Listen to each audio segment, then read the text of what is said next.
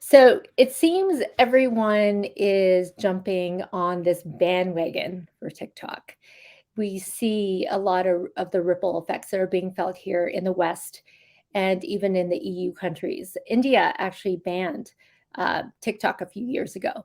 And we all know about the current security risks, especially in the collection of user information that's allegedly being shared with the Chinese government and is used for surveillance and potentially manipulation purposes. So I will leave this specific issue to be debated in a future episode.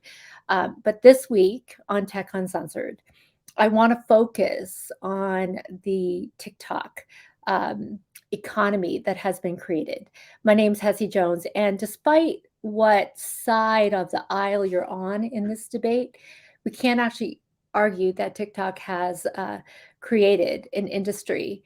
We can't argue that it has created an industry that has had these profound effects on business as well as users. Apparently, what I read is that influencers can earn anywhere from $500 to even $20,000, depending on the level of audience engagement. It's a medium that's consumed primarily by the Gen Z um, era, and it's in 150 countries, 1 billion users worldwide, and it's consumed by about 130 million Americans and 3.2 million Canadians on a monthly basis. So we're also seeing in 2022 that TikTok's annual revenue from ads came in at about $11 billion, and that was a 200% increase from 2021. So the implications are that if TikTok is permanently banned, it doesn't only impact some of these users, the income that's generated from this emerging influencer economy is also going to be impacted. And then, not to mention the small businesses, the medium businesses that who have actually come to rely on it to generate their own growth. So I'm pleased today to welcome Sergey Ross, who is a video content creator. He's a YouTuber, and he's worked with businesses to leverage this power of content when it comes to these emerging formats in video, in podcasting, in demand generation. He's also the co-founder of a new video production company called Sway to bring his creator knowledge to the B2B space. So Sergey will help us dissect the importance of the more coveted content formats like TikTok and what founders should do if this platform is permanently banned in Canada. So, welcome, Sergey. Thank you, Hassie. Pleasure to be here. Oh, Lots to talk about. yes, absolutely. I'm so excited about this. Okay, so you consider yourself a YouTuber, right? You have Yes. Okay. So you profess your views on various topics. I've seen your YouTube videos where you're passionate about the events in Ukraine and Russia. And Mhm. your videos have been viewed by tens of thousands of users, I would say. Mhm. So suffice it to say, you were early to TikTok, right? You are a Uh, fan of this channel. Definitely, definitely. I think it's probably the TikTok growth really skyrocketed last year, 2022, and especially when you start speaking about the war in Ukraine and political events, it's incredibly polarized and it attracts a lot of people. If you have a strong opinion, like usually I do, then it attracts even more people. So it just creates this effect of commenting and liking or hating the content, and that helps the algorithm paradoxically, or maybe not. So, so let's talk about one. Um, I'm not sure who he is. He's a social media influencer, I would assume, but his name is Brendan Gunn, and he said that if TikTok is banned, YouTube will become the de facto platform over Instagram. So what he says is, and I quote, "It fosters deeper creator audience relationships and it offers the most creator friendly revenue sharing model." Meanwhile, Instagram is still facing backlash over prioritizing reels and has just paused their creator bonus program. So tell me what you think about his comments about YouTube over Instagram. I think he's right. I think the YouTube is a better model, and in terms of the revenue sharing, and in terms of taking over potential space that will be freed up if TikTok leaves, it will likely will be YouTube Shorts, because YouTube is valuing creator community more in a way than Instagram. Instagram, it's always Facebook, it's always Meta, it's always Zuckerberg, and people don't like that. I would also say it is not a done deal, because that's not the way that apps work. App could have a terrible perception like TikTok, yet it still could be very popular. There's nothing stopping Meta with coming up with a different creator revenue sharing model that is very attractive, and is better than YouTube, to grab more people to use that platform. So it's not a done deal at all. And Facebook, with all their reputation and negative reputation, they still know how to bring attention. It's not worth this completely taking them off the map. But immediately, as things stand, it is likely will be YouTube instead of Instagram. It'll be interesting though, because you mentioned Facebook, whether or not they're able to do this, because I don't know many Gen Zs that are on Meta. So, but okay, so Facebook is one thing.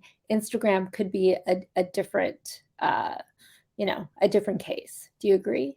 Yes, yes, Gen Z? yes. I mean, the reason I mentioned Facebook is because obviously Instagram is a part of their owned by Facebook, and branding wise, they do look a little bit different, but still, it is that one evil or a friendly empire, depending on which part of the camp It's the you're in. devil you know, right? Exactly. So we'll have to see. It's difficult to say if TikTok will be banned. If they will be banned, it's 150 million Americans, or you mentioned 140. I think it's at 150 or roughly that range, using every month, and 2.3 ad revenue worldwide. That's big shoes to fill, and YouTube would love to take over, or anybody else for that matter. Yeah, exactly. Okay, so tell me what your specific perspective is on this whole debate about the TikTok banning, and the founder going in front of Congress pleading. No, I Yeah. wouldn't say he was pleading, but even for the content that you create, the security of the Mhm. information, of your information that you're putting out there. What impact does this have, like, let's say right now, on your business, and what it could have if it were to be banned? Yeah, since I have spoken about politics over the last year quite extensively, and China is very involved with Eastern Europe and Ukraine and Russia, uh, I have I have a perspective what China is trying to do. China is looking, and even before we get to that, there are two ways to look at TikTok. There's one looking at from a government politics perspective, and there's another one looking from a creator perspective. So if we look from the government perspective, I will say it does make sense to ban TikTok, because Communist Party, Chinese Communist Party, they absolutely have ability to make anyone who is on the territory of China, any company, to comply with their regulations and take their data. Now, that's a possibility, and Apple found out it when Chinese started to crank on the tech, on the foreign or Western technology companies trying to put more emphasis on their own companies. Chinese world perspective right now is to be a peacemaker and to put as much influence on the world as possible, specifically on the countries that are not under United States umbrella, which mostly countries in the South, and use international platforms like United Nations to do so. So they want to be another superpower. They are a superpower. They want more.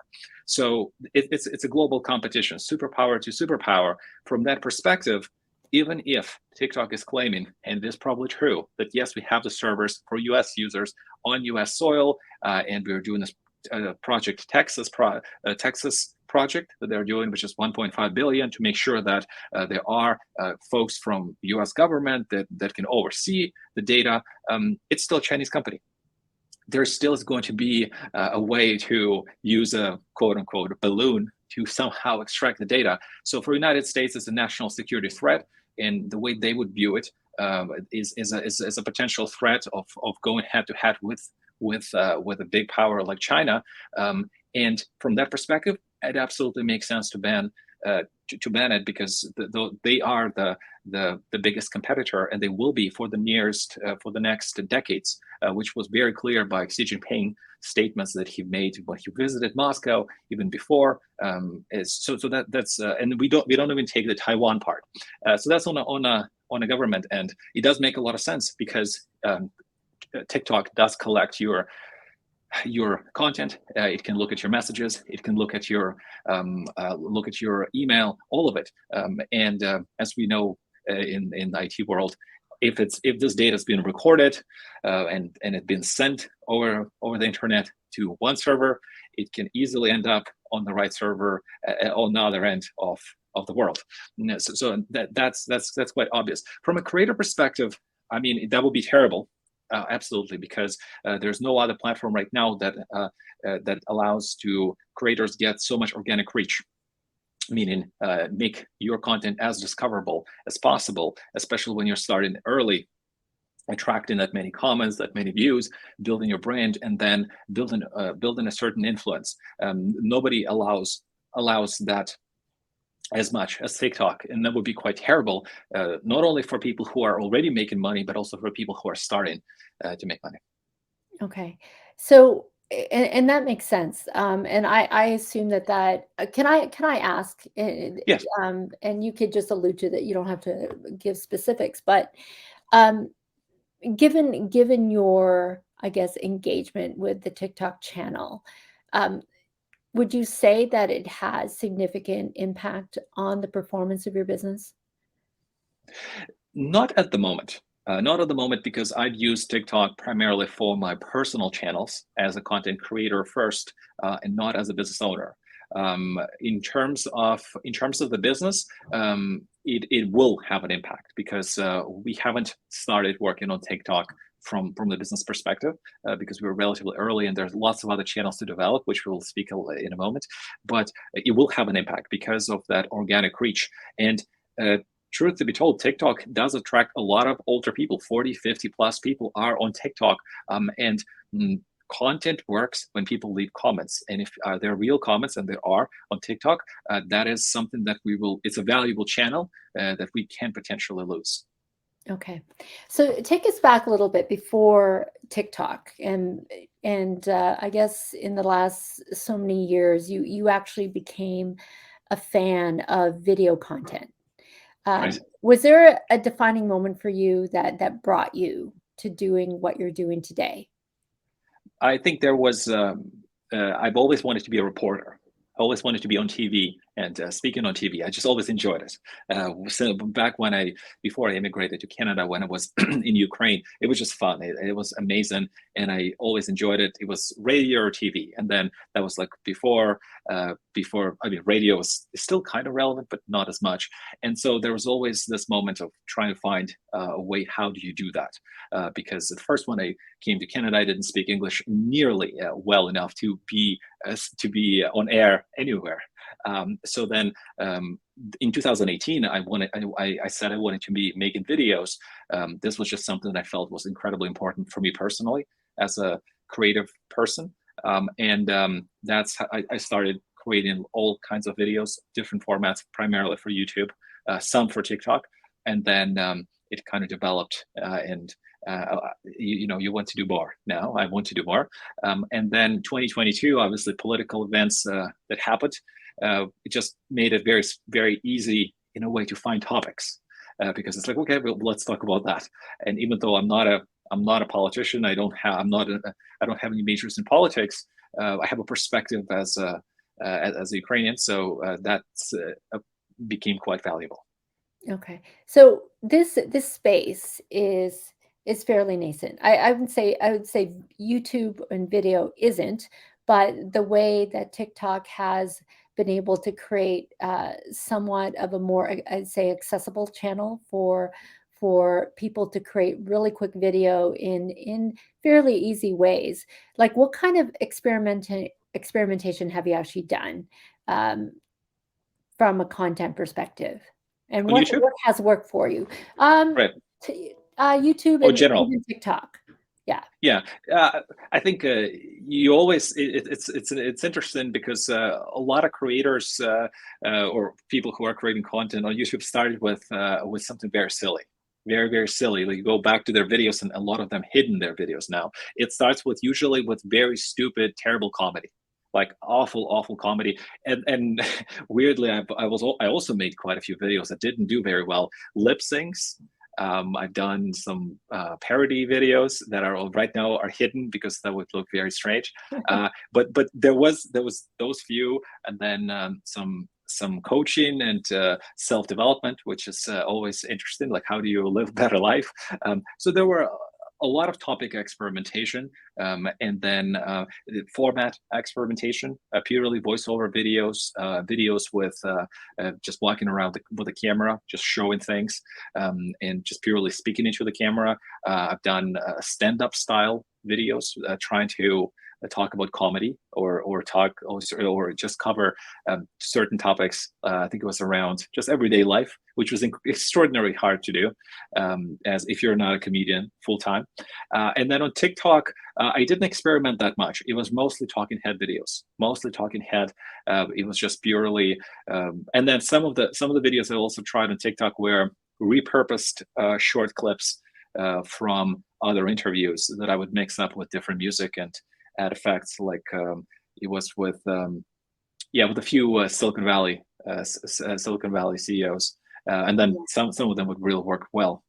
So tell me about a story about one of those Silicon Valley CEOs. Is that almost like uh, a benefit for an emerging YouTuber or someone who actually wants to do this full time?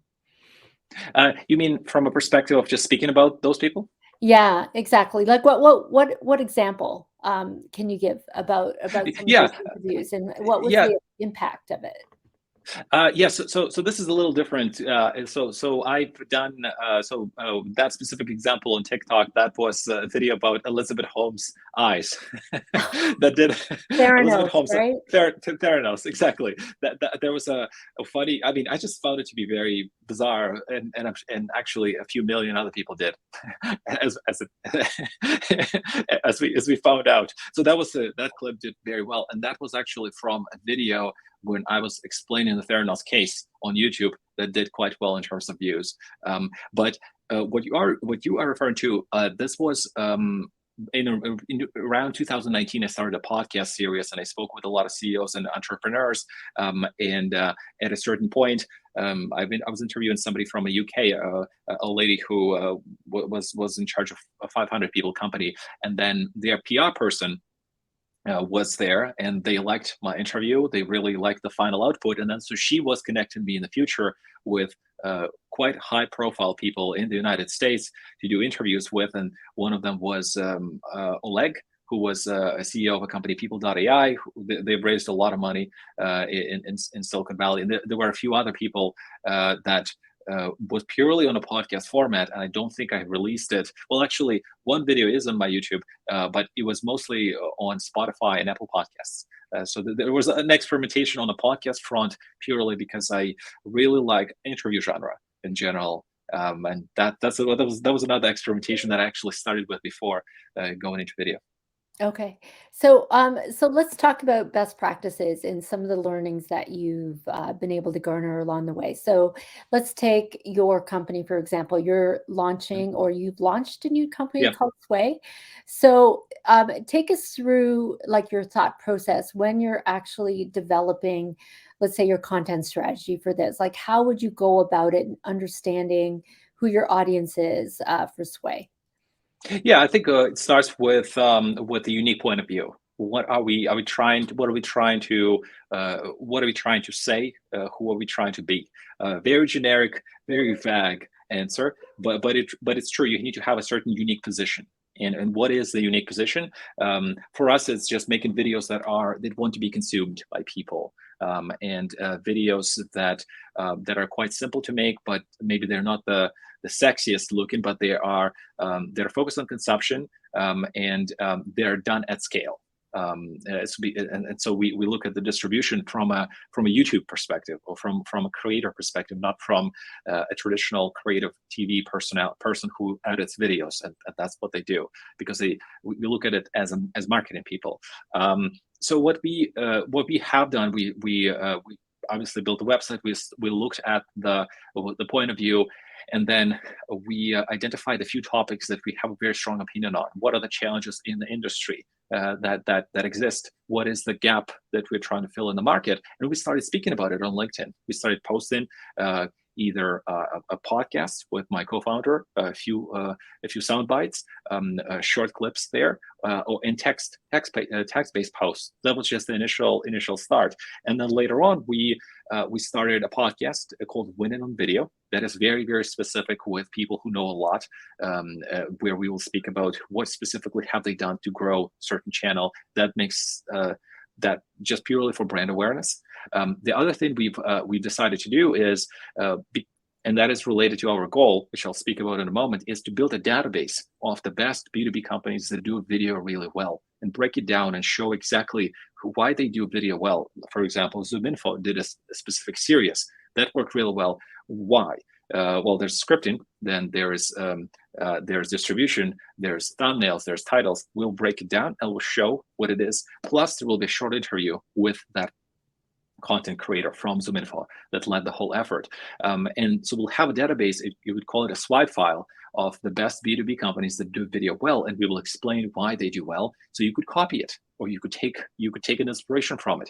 And the reason for that is because for our company, for Sway, we wanted to be an influencer style company, not just purely to make money and to edit videos, because there are lots of companies that do that. What we want to do is build a community to teach people how they can do it themselves, how to build a video framework and the whole video engine, and apply it within the company so they can consistently produce videos, almost like a YouTuber, but do it on a B2B level, because there's a giant potential for that. And so that's the reason we wanted to focus a lot on brand awareness, and focus a lot on content that people would find interesting just in general for video. And then later on, we will speak about specifics in B2B. Okay. If that makes sense. Yeah, it does. It does. So in terms of efficacy for each channel, like how do you know tell me about like the algorithms. Yeah. And this is purely from a performance perspective. Like what are the signals that we need to be aware of that will make some of the content that we put in some of these channels more effective? Like how do you do that? Yeah, I think it's just context of the platform. What is the context and who's on the platform? If it's LinkedIn, it is something a little bit more professional. So maybe taking it a few notches down on memes, and but still being personal. You still don't want to sound like we started this webinar at 8 p.m. Go sign up. That's a bit weird. Or like we installed this new poll bar in our office. Not the most engaging content, not the most original. So context of the platform, it's more related to business. It has to be relevant to the audience. Something that people would find valuable. How do you know what is valuable? You would find out who you want to speak to, like what are the types of people you would want to be speaking to. We knew it with Sway because it was quite obvious. It's directors, VPs of marketing, or content leads, because that's who is involved in video production. So for us, it was relatively easy. You would need to find out who you need to speak to, and just follow a lot of people who are active on LinkedIn and see the type of content they like and what resonates with them. Understanding that context helps you identify the type of posts to create. It's almost impossible to do it any other way. It's going to be very difficult if you just post about something that you have a cool idea about. It may perform, but most often it will not. It's just finding and spending a lot of time browsing and clicking and viewing comments and seeing what resonates with these specific people, which is extraordinarily hard to do. We can make a separate episode where I could speak how to do that, because it's not LinkedIn doesn't help. Owned by Microsoft, but it's just finding that context, and it's a similar thing on YouTube. Okay, I just wanted to add. It's funny because I forgot that LinkedIn was owned by Microsoft. But on that point, you could actually take their chat GPT and see if you could filter specific accounts and say, okay, what is the commonality in terms of like popular content based on views or whatever among these specific Oh, accounts. nice. No, I'm saying you could probably do that at some You could point, probably do that. You right? could probably do. Yeah, yeah, exactly, exactly. I think that's a hope. That's a hope. But the way that LinkedIn's evolved, it does leave a lot to be desired, especially with how Sales Navigator works. Right. But yes, there's certainly a potential. So, okay, let's pivot a little bit on audio. So, podcasting. You do podcasting as well. Yeah, yeah, Tell me about your views on, I guess, the current state of podcasting today. I think because of I don't know. I've seen reports mhm, about how podcast shows it's increasing. It's on the yeah, rise. Um, Listeners worldwide are growing. I think I saw something like 465 million listeners as of 2023. But on the flip side, the actual advertising revenue year over year is actually yeah. going down. So, what are your thoughts on that? Podcasting, a lot of shows, very few good ones. Very few. The way to, because very few understand how to do a good interview, and how to stand out. That really comes down to marketing. It comes down to finding good guests. With podcasting, primarily you're looking for either to create high quality content or to build relationships to sell something later.